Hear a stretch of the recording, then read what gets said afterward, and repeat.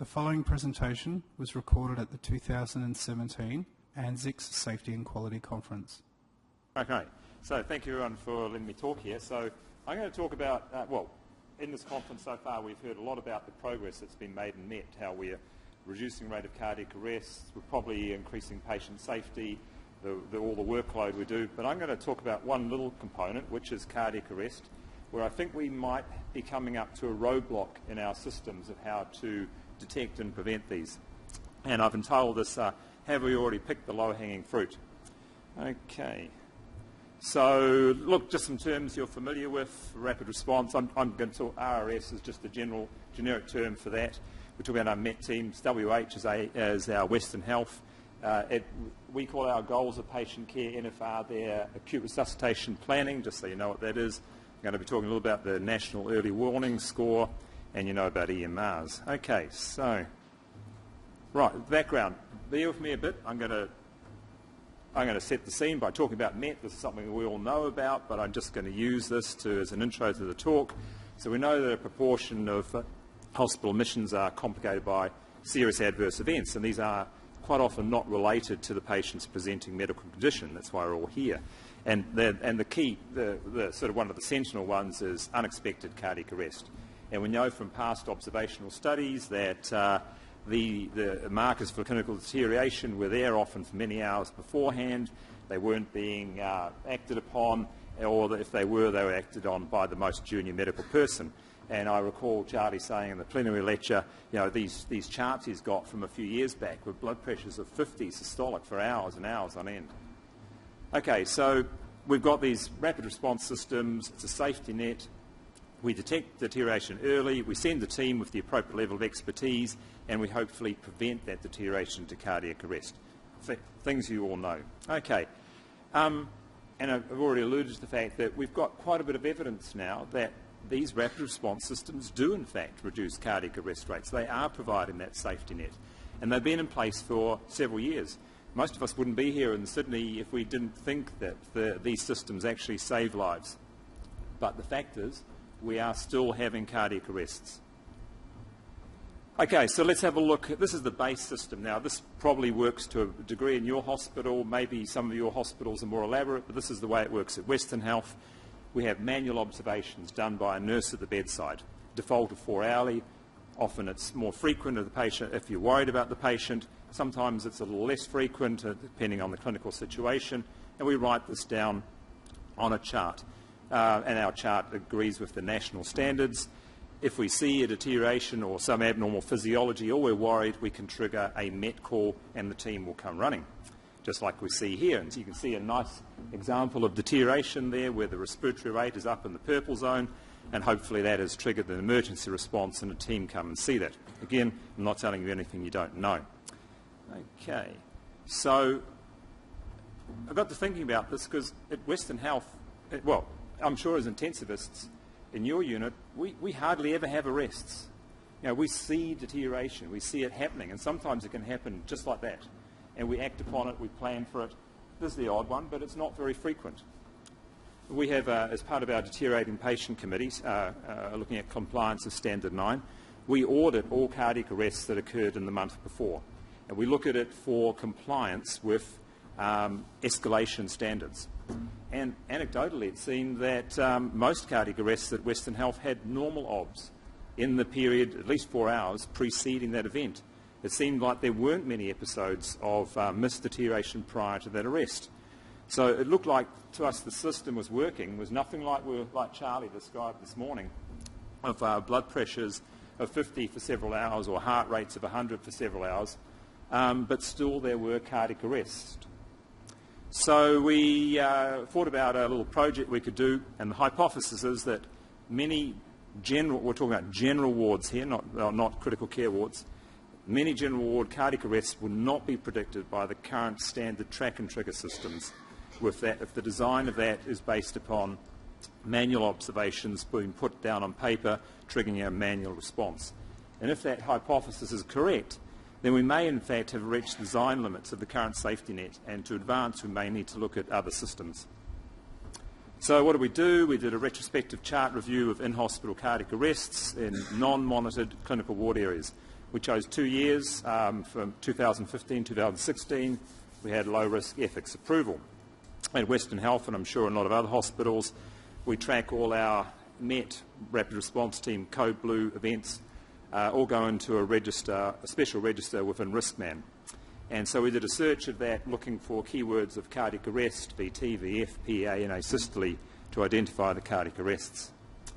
And then we actually went through the medical record, which have an electronic medical record of all of those patients, and we extracted all this particular data, the demographic data, the outcomes, and obviously had a close look at their observation charts in the period leading up to the cardiac arrest. And in particular, what we did was we actually classified that track and trigger process along these lines here. Okay, so what we did was if the OBS were completely normal in the hours preceding that cardiac arrest, we labelled that as an unpredictable cardiac arrest. If the OBS were already in the MET zone, we then looked at, was there already escalation? Were the MET team actually there working with the patient? Was there only a partial escalation? They'd sent the intern. Or was there no escalation at all and missed deterioration? Okay, just to broaden this out, Western Health, it's a metropolitan health service in Melbourne. We have public free acute hospitals, very ethnically diverse, probably lower socio-economic community, catchment population of over 800,000. We don't do cardiac surgery, we don't do neurosurgery, very strong general surgical medical population. We screened 5,352 MET Code Blue calls in that 2 years.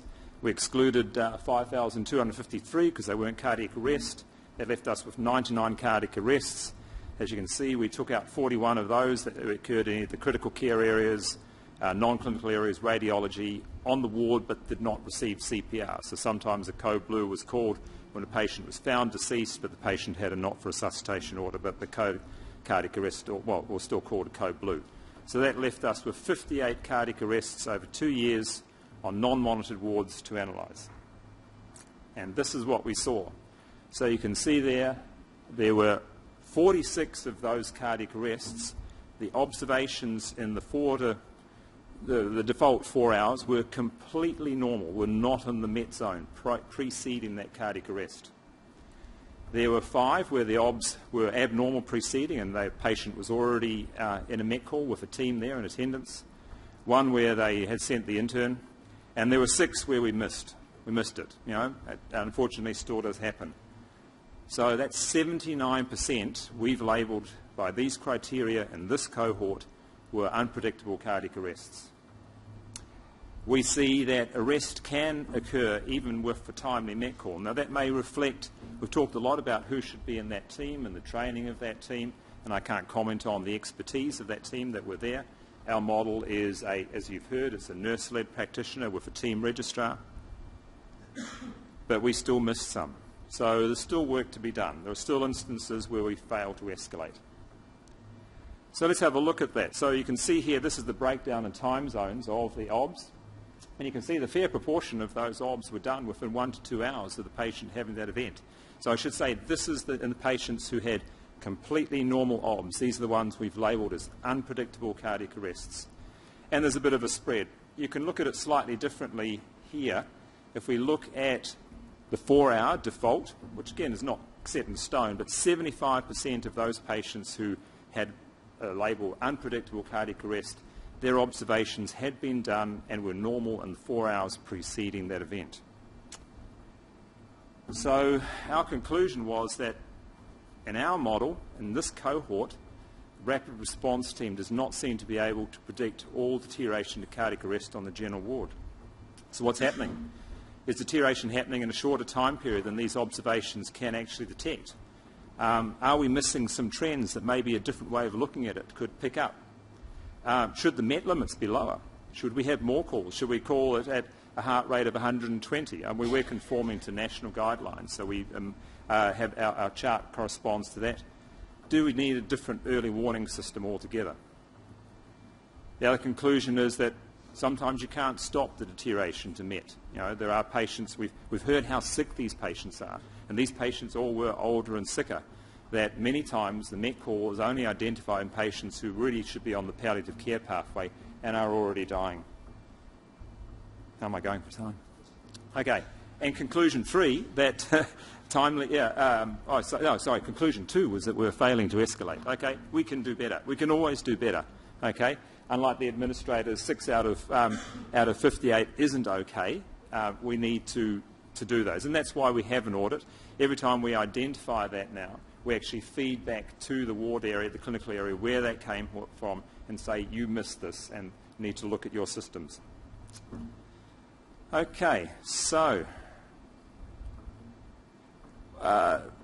let's talk. Okay, so let's talk about the strengths of this little study. I think it's a pretty clear result in this cohort. It's only one several campuses or one clinical service area.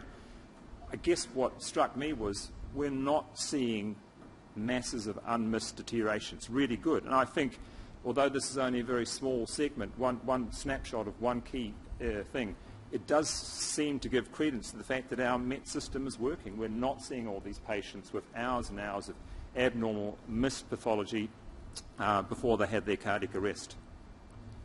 But yeah, it's only one small component. What doesn't tell us how our rapid response system is working for all the other majority of calls. And as you remember, we had over 5,000 calls and this was only 58. It's a single centre, and can we extrapolate that to other hospitals? I do work in other hospitals, and I think this data can be extrapolated to that, but you'll have to work out that one for yourself if that works in your own health system.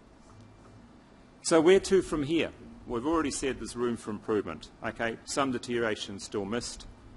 We need ongoing audit, feedback and education. 3 minutes. Okay. Early warning systems, scoring systems. Okay. Are these going to be any better? Integration with the EMR. Ward-based continuous monitoring. To be honest, I think this is where the money is. It's a generation away. Better advanced care planning. Many of these patients were older and sicker. Better ALS? No, I think it's too late by the time they've arrested. Okay. Early warning system. Here's an example. The news, I don't know if you're familiar with that. Many of you are probably familiar with Between the Flags. This is a UK-based system. You get a score along 7 physiologic parameters, and then your score should trigger at least an escalation of OBS or maybe even the MET. Okay, here's an example. This is one chart from this patient cohort. This did not trigger a MET. You can see here it's all in the purple zone. Having said that, that is an old observation chart. It doesn't have urgent clinical review, hasn't got the urgent one. But by the news score, that triggers a score of 7, that would get a MET call. So maybe there will be better pickup of patient deterioration. And that patient was found unresponsive soon after and in cardiac arrest. News isn't perfect. If we look at the bottom column there, we see those patients that had unpredictable arrest, and we did a news score for all of them. And as you said, 1 to 4 is the patient's probably okay. The average in that group was still 3, but you can see there's a range of 0 to 9, so it would have picked up more. Not surprising, in the patients who are deteriorating or were already in escalation, the average score was higher, but it's not perfect yet. Combining with the EMR, that's probably coming. Again, what we've found, one of the problems with these scoring systems is they are prone to mathematical error. People can't add up. So should we automate the whole process? Should it be integrated into the EMR? I've got 1 minute. Okay. That's probably coming. We're about to move into Cerner Millennium, which currently uses Between the Flags. Okay, what about ward-based continuous monitoring? Okay, so let's have a rationale. Here's an example. 70-year-old woman was in ICU 3 weeks after ruptured AAA, due for discharge that day. There were no beds on the ward. She was weak, but she was good. All her obs are fine. 9 o'clock that night, suddenly drops the sats to 50, tachycardic, gurgling, oxygen was applied, oropharynx was suctioned, and you can see the nasty thing that we got out. What would have happened if that had occurred on the ward? Okay, it's in its infancy. There are many issues out there. I'd just like a show of hands, though. Who here is monitoring their heart rate right now? Anybody? Oh, dear. Haven't got many fitness fanatics here, have we? Okay, I thought we'd have about 50%. Okay. Interestingly, looking at monitoring, we probably, it's going to be expensive, but we can probably identify certain clinical areas. These arrests were happening in general medical wards. They were happening in non-monitored cardiology, respiratory wards. They weren't happening on the elective surgical wards. Luckily, they weren't happening on the aged care wards because they have good advanced care planning. Which brings me to advanced care planning. This is an old group of patients. I've got to stop. Okay. How many of them had advanced care planning? As I said, we call this ARP, our acute resuscitation plan. I'm sad to say the majority of them in this cohort did not have an advanced care plan. And many of them should not have had CPR because it would not have benefited from them. And of course, as an intensive care consultant, as you heard before, I don't know if you were in the last lecture, I'm just going to say they can't have it. Maybe you weren't in the last lecture. Whereas as a nurse, I might say to you, what do you want? Let's talk about it, things like that. Okay. Almost there. Better ALS? I don't think so. I'm not trying to negate the benefit of teaching good ALS, but outcomes, once you arrest, outcomes are very poor. And the horse is bolted. Yes, we need to be good at that, but we need to try and prevent these either by predicting them and stopping the deterioration or putting in plans so they don't get CPR. Thank you. Oh, and I'd like to say, I had to show this one. Look, this is part of our culture now in Australian hospitals, and I think hospitals are safer for that. Many people, these two, but many others in this room, have worked really hard, but I think we have picked the low-hanging fruit, particularly when it comes to cardiac arrest, and even that wasn't easy. It's taken 10, 20 years to get to where we are now, but I think particularly for these sort of things, we now need to start looking at where we go from here. Thank you very much.